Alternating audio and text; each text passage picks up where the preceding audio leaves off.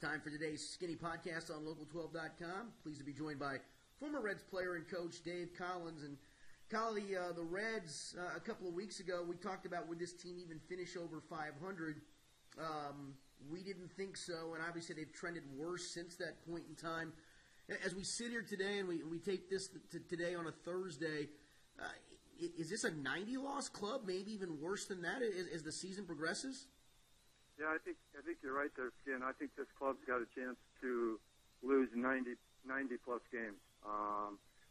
They just their offense is back to where it was last year, where they had problems scoring runs, executing and getting a run in a tight game has been a problem for them in the past. It's starting to come back and haunt them again.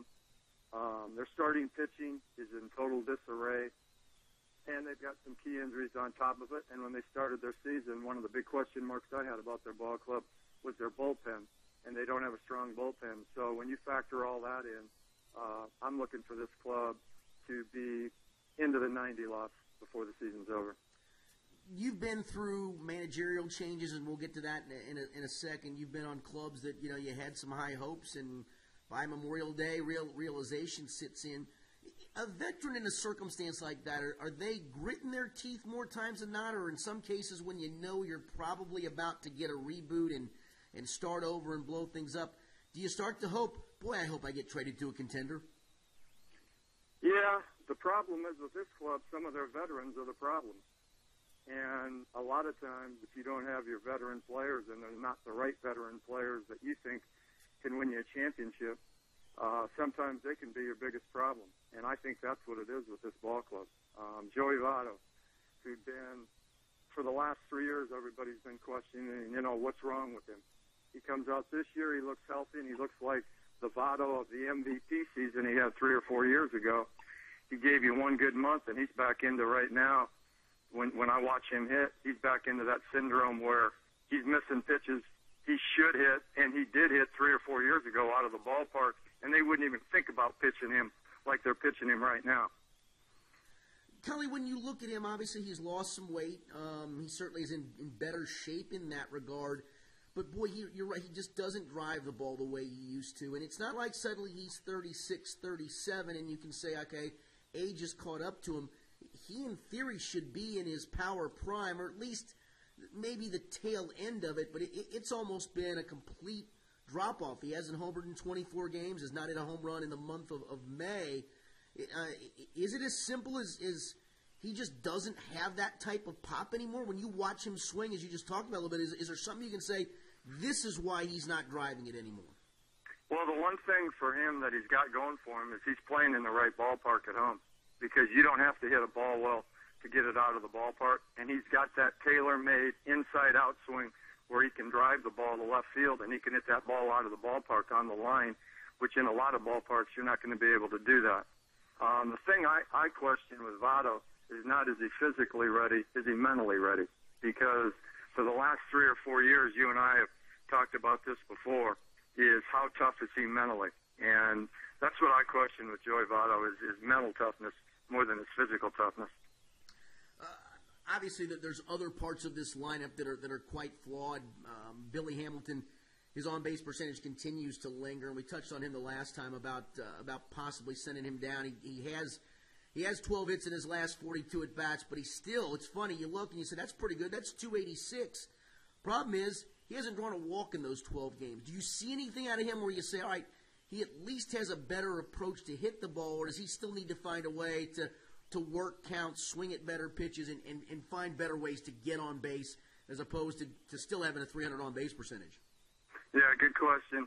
I'll tell you what, to me, he's had better at-bats in the last week. I've seen some improvement with him, with his at-bats, with his approach to the plate. For me, his big thing is getting deep into the count, and you'll never be a good leadoff hitter, Skin, if you're not a good two-strike hitter.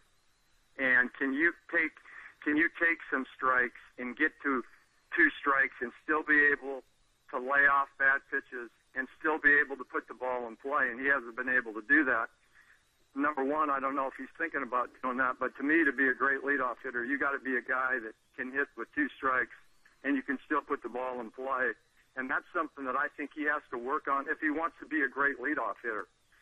If he wants to get back to doing what he did last year, he's never going to be the leadoff hitter he could be and the exciting player he could be in the leadoff spot. Dave, in addition to being a longtime player in this game, I'm sure you went through some managerial changes. Let's talk about it from a player perspective, then I want to talk about it from you as a coaching perspective because you coached Major League Baseball for a long time as well. I'm guessing you went through a managerial change or two in your career, and if so, what can that do both positively and negatively in a clubhouse and to the players? Well, sometimes it can be a really good thing, and sometimes it can be the worst thing you can do. The thing I look at with the Reds situation is when Dusty Baker was here, Dusty Baker is a former all-star player, and he knows what the game's supposed to look like. He's got a lot of credibility, and the front office is not going to tell Dusty Baker what to do, and they probably didn't. And that's why he was able to keep that club always around 500 or just a little above 500. I thought Baker got the most out of his talent and did a good job doing that. When they got rid of Dusty Baker, what I looked at from the Reds standpoint is, are they going to really go out look for the right manager, or are they going to hire a manager that they feel they can basically tell him the direction they constantly want to go? And Bryan Price, who'd never managed before, when he turned that job down from the Marlins the year prior to them getting rid of Dusty Baker, and then they didn't interview anybody, they must have told Price before he turned that job down, this job is yours. And I think that's what happened. And I think that's a big mistake because I'm not bringing somebody back internally after Baker left. I'm bringing somebody back in from the outside to see if they could turn this club around, because to me, that club had some major issues and they haven't addressed them. In fact, they've gotten worse since. Yeah, I was going to say, to play devil's advocate, when you look at this club from just a talent perspective, it is not an overly talented team. So really I would ask, what else can Bryan Price do maybe to get things righted? Because when you're writing down names in the lineup that you have no choice because the bench isn't very good, obviously they're not bringing up any other help to help your club at the big league level. It seems like he's pushed a lot of different buttons. It just hasn't worked, and maybe it's a talent gap and a talent issue. Yeah, and I agree with you. I think one of the buttons he could have pushed is when he called that team meeting a couple days ago, I'd have waited to call that meeting and waited until they won a game. And when they won that game 2-1, and they were all happy about winning that game, that's when I'd have jumped him. I'd have jumped him right there and said, hey, we're that excited about winning one game and we've lost 9 in a row. And I'd have gone on to maybe giving it to them right there and making sure they were ready to play yesterday. Because they've had, and sure enough, they come back the next day and lay an egg. And they drop another game. And to me, that's maybe when I'd have got that team. The other thing, when I look at their club skin, you're going to have to blow this club up. You had some issues a couple of years ago when they lost to the Giants 3 at home. I'd have started blowing it up then. But I'm taking Chapman. I'm bringing him in that rotation. And I'm going to surround him with those other young kids, even if I have to go to a 6-man rotation. And I got to monitor these innings with their young kids because they got some young players there, Lorenzen, Descafani. They've got some young kids. Iglesias. Yes, I'm starting them. Put them in there with Chapman and Leake. Go to a 6-man rotation. I'm going to keep Chapman healthy because at the end of the year I'm going to deal him because I'm going to go get the prospects that I need that fit the philosophy that we're going to go forward with. And they're basically, they got no point. I mean, if they want to get to where they want to go, they're going to have to make that move. Yeah, and to kind of wrap things up a little bit, again, you've been on staffs, and when you're going through a bad season, and deep down you know you're going to put the work in every day, but you really know that the guys that you're throwing out there just cannot win consistently enough. How hard is that? How deflating is that as a coach and a manager and just having to go through that on a daily basis? It's tough, Skim. But when you look at that club right now, would you rather watch the club you got on the field right now lose, or would you rather blow it up and get it right and bring in the pieces that you think going forward you've got a chance to win every day, number one, and number two, it's an exciting club to watch. You got players that you want to pay to see play because they've got a lot of heart, they've got a lot of determination, and they respect the game. And to me, that's the direction I would go as if I was the Reds. Yeah, lastly, in that regard, I mean, does this become, though, more of a general manager issue than a manager issue to go make those moves and make those decisions?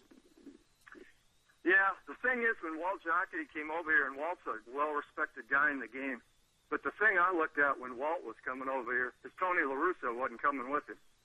And Tony La Russa knows how to win. He knows how to manage. He knows how to get the most out of players, and he's a great judge of talent. And I was interested, from my standpoint, just to see how things would go when Walt came over here, because Tony wasn't with him. And to me, the results have not been good. No, they certainly have not, and they're not very good right now. Dave, I appreciate the time as always. Look forward to seeing you again on the Sports Authority, and we'll talk again. Hey, Stan, great talking to you. Thanks a lot. That's former Reds player and coach Dave Collins on today's Skinny Podcast.